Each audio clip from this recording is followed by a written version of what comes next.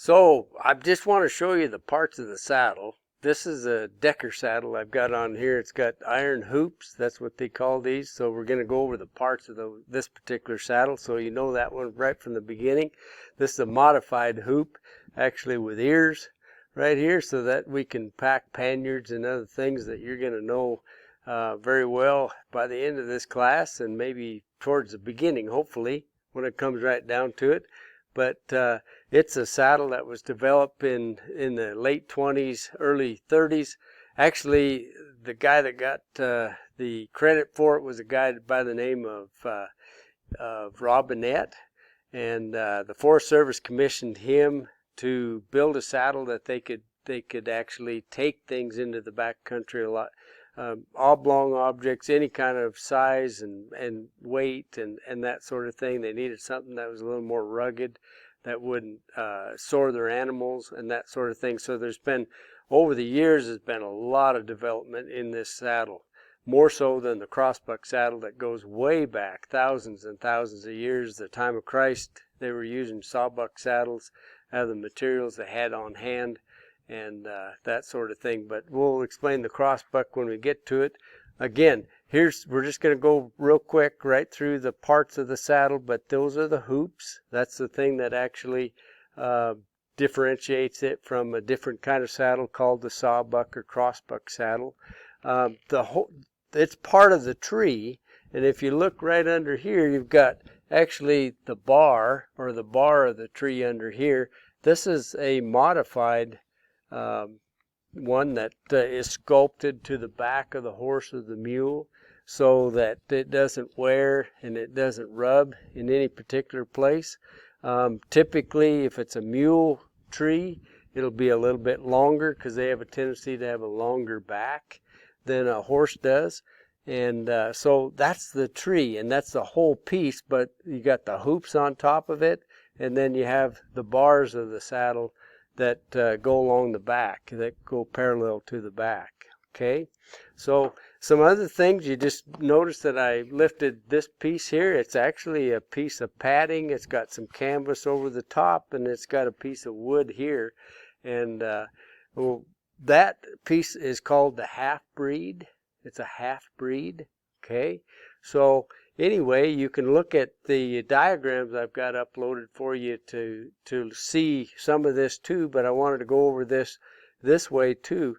This here actually adds a extra added protection for the pads, for the top, against the load of the animal.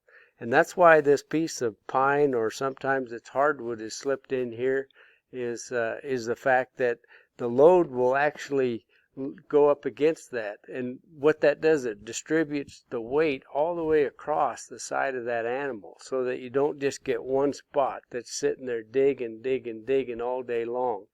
And we've actually fitted some of these half-breeds to our crossbuck saddles, and they work really well. But that just fits over the tree, and it's usually got some wool or some horsehair that's it's filled with, and that sort of thing. And then it's got this piece of a bar that goes across the side in order to distribute that weight. Okay, so let's just kind of go. We'll start here. We've got the breast collar, and that of course goes around the front. Some of it, this is a yoke style one, maybe you got on one of your roping horses or something like that you use there, but we put them on our pack saddles and really like them. You have a straight breast collar that hooks up here, and that sort of thing. But this piece here is just the latigo, just like it is on your riding saddle. We've got some girth rings that fit right here. This should be adjusted, and we'll go over adjustment to a certain degree, but I'll point out a few things.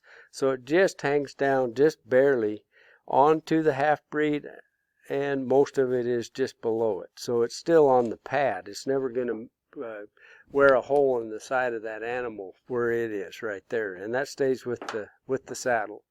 Okay, then we get back into all of this gear here, this harness that is going to keep the saddle from moving forward.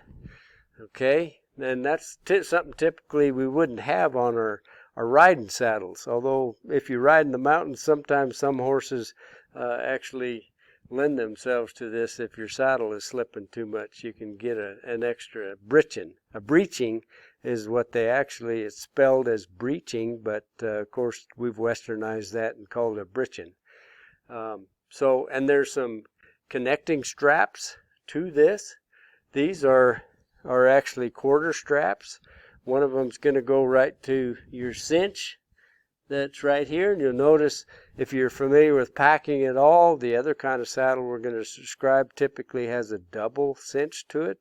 A Decker saddle only comes with one. It's actually a center fire, so it comes out of the center of the saddle. And I like these quite a bit better. This doesn't have as much ability to move up into the armpit of that horse or mule and that sort of thing. And we're always considering how this thing could rub when we're packing. So that's one thing to pay attention to. But it's got an extra ring. When we're saddling them up, we'll only use the big ring. Okay? That's all we use there. So this is used for the actual pack itself that we tie on the horse at times. It's just an extra ring for right now, but never use it. As you can see, it's just put on there by some mohair or some strands of cotton if you're using cotton straps. Okay, girths. Again, latigo right here. I just have it put up. Quarter straps. I've got two of them. This one is going to actually go to the cinch ring, the main cinch ring I just showed you, and the breeching.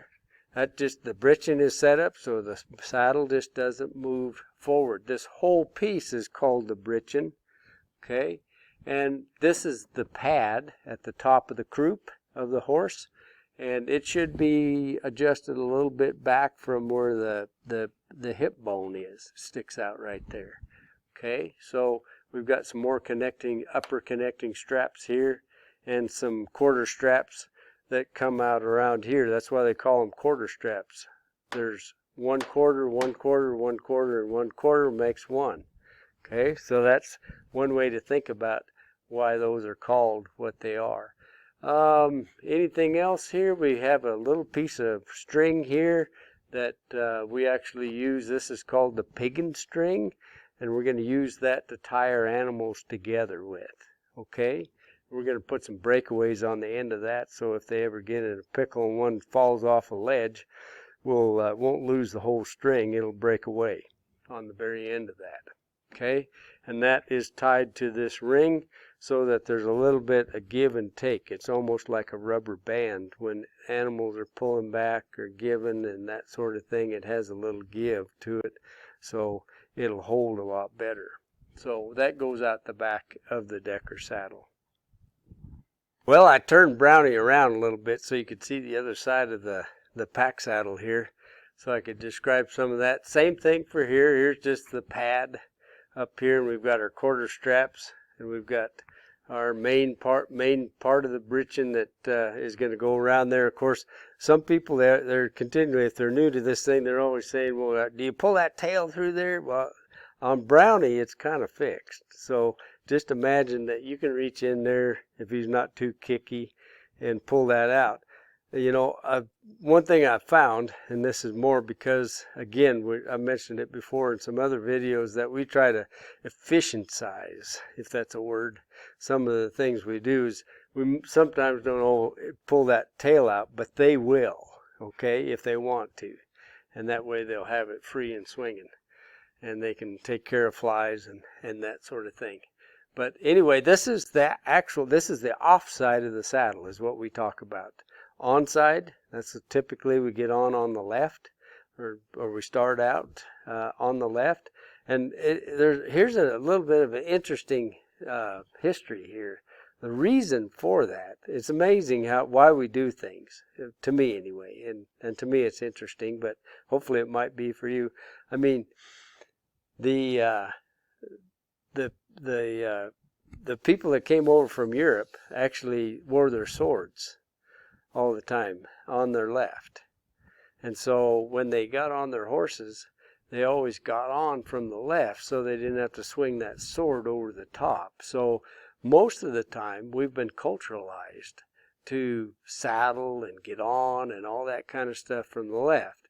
Now, if you study any other kind of cultures, like most of the prairie Native Americans that were out and about in these spaces actually got on the right.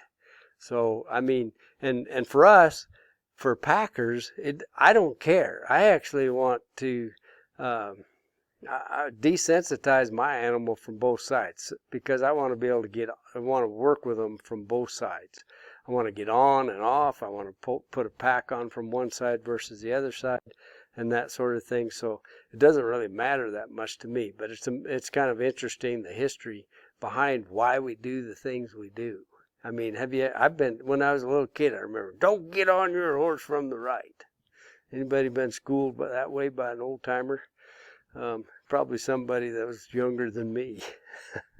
But anyway, here's the whole setup, the same thing, the quarter straps we've got here. And this piece of latigo we have on this side, we don't call it a latigo like we do the other, just so that we know when we're talking which one we're talking about. Okay, this is called a billet, and it's always on the off side, at least to us European, with the European ancestry. Okay, so that's the billet, just like it is on your riding saddle, and it hooks on to this here, your girth, or your that there. But anyway, here's your I already pointed out the breast collar up here. We looked underneath this saddle.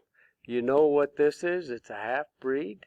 That's about the conclusion. And the reason that we have a breast collar and a breech in there is we want to keep that saddle from moving back and forth.